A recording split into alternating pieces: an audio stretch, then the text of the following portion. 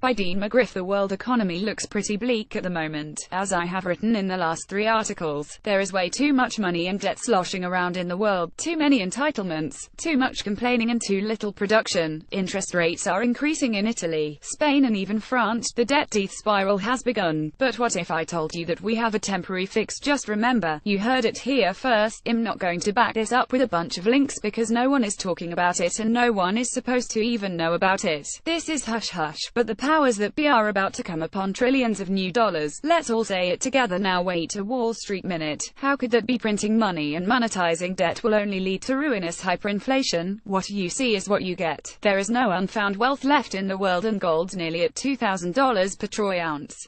Grasshoppers. But what if there is and you just don't know about it? What if the government doesn't want you to know about it? Before I get to the meat of this, let me ask you a question. Just how did Bill Clinton not only balance the budget but come up with surpluses in his last couple of years in office? These surpluses were, in terms of how the budget is figured, there weren't real surpluses if you count unfunded liabilities. Notwithstanding, for the first time in years, these surpluses showed up out of nowhere. Now, let me ask you, is that because President Clinton was such a frugal spender? Ad namid sense 160 by 600_orange. Was that because Congress all of the sudden got fiscal religion and stopped earmarking legislation for their districts? Was that because they cut back on military spending? The answer is no to the first 2 questions and a qualified yes on the last one, referring to military cutbacks. But hidden in there is a dirty little secret. The first Gulf War was paid for, not just by the Saudis but also by the Kuwaitis. During the war, the value of the Kuwait dinar collapsed to pennies, but the US and a few speculators accumulated billions. There is no way of knowing exactly how much, but that is the main source for the Clinton surplus. It took 7 or 8 years to see it, but it finally paid off. The dinar went from pennies to about $3.60 to 1 dinar, making it one of the most valuable currencies in the world. When the second Gulf conflict began, Bush and Cheney assured us all that the war would pay for itself. Bush set a plan in motion. When the first Gulf War began, the Iraqi dinar went from $3.22 to $1 to a fraction of a cent to the dinar and has stayed there for the past 2 decades. The Iraqi dinar has been absolutely worthless for 2 decades. It is currently at about 1280 dinars to the dollar. There are many other currencies that are worth much more than their current value. The most notable is China's, the yuan renminbi, which is worth about 6.8 to the dollar. We are convinced that China has a competitive advantage because it is held at a low value. Another example is the Vietnamese dong, which is worth about $100 per million dong. Many believe the value is more like 20 dong to the dollar. That is quite a difference, i.e., 0.0001 versus 0.20, an astonishing differential.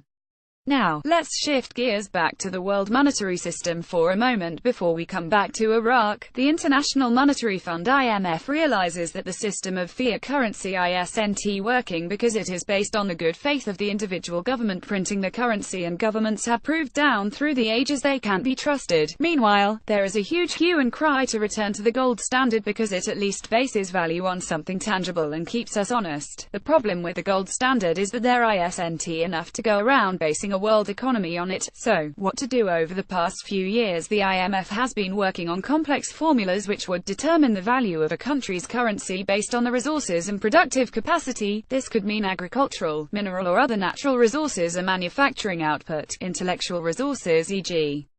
those who create technology and so forth. The idea is to come up with objective, quantifiable criteria. They are currently in the process of revaluing 133 national currencies. Some could go up and some could go down. If this were done on a fair basis with every country would get credit value for whatever they produced. Now let me ask you, what would happen if all of a sudden a currency was revalued? What if the Chinese currency suddenly went up by 30%? That would mean there is a lot more money in circulation. We read about how the IMF and the central banks are trying to come up with a scheme to inject needed cash into the system. Well, this is it, especially given the horrendous financial crisis now gripping the euro and member nations whose currency exchange is based on the euro. Babylon on the Tigriseuphrats rivers to the rescue. Now let's go back to Little Iraq. Little Iraq was the number 3 in oil resources, but remember, because of all of the wars and instability, only about 1/4 of Iraq was explored. Now they are up to about 40% and the amount of reserves continues to grow. The strange thing is that Saudi Arabia's oil reserves never seem to go down, even though they have been pumping like crazy for the past 100 years. When drilling for oil in Iraq, you are more likely to hit oil than water water and it is sweet crude, the best in the world. Some think it will end up being number one in the world. It is already the first in natural gas. Iraq is also rich in minerals and has historically been the breadbasket of the Middle East. It is the site of the original Garden of Eden, with the Tigris and Euphrates rivers flowing through it year-round. After decades of being ravaged by war, it can once again become a major agricultural producer.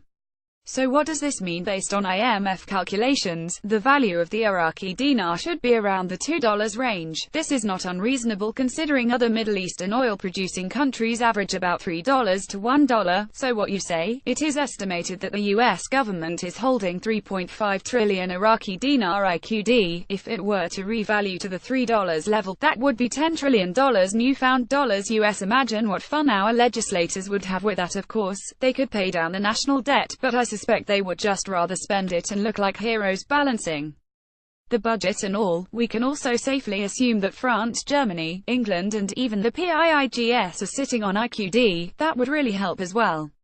Many countries will see their currencies go up. This has been alluded to in the news. This would certainly help solve the immediate crisis. It would inject much-needed cash into the Eurozone, America and the rest of the world. But will it solve the world problems? I seriously doubt it in the long run, but it may support a nice little recovery for a few years. That won't deal with the problem of excess liquidity, too much money, and in this case, even more of it sloshing around in the world. Our leaders have shown that rather than let banks and countries fail and restructure, as in work the debt out, instead, they pour more good money after bad, only greasing the pockets of the bankers and the elites. No wonder the Occupy movements are so upset. As I said above, you won't read this anywhere else. You won't find it in the newspapers, CNN, CNBC, Fox or Bloomberg. This is a little secret the politicians will pull out to save the economy, save Obama and save the legislative posteriors. People will think they are brilliant and re-elect them. Currencies led by Iraq, China, Vietnam and a few others will revalue, injecting trillions into the world economy. This will put a temporary patch on Europe and even the US, only postponing the pain for a few more years. Again, the revaluation of these currencies around the world is designed by the IMF, whose engagement is international monetary policy to reflect tangible minerals, resource assets and intangible intellectual, technological capital worth of the nation's currency. The more assets, resources and intellectual capital a nation possesses, the greater will be its currency's worth. Most nation-states will find themselves in a strengthened currency more valuable. Some, like Vietnam and Iraq, will reap a bonanza. This is just my little prediction. The IMF, the central banks and the governments of the world will ride high for a few more years while the real trouble brews in the Holy Land. Read follow-up articles. Copyright 2011 Dene McGriff, www.thetribulationnetwork.com. Subject related article by the author.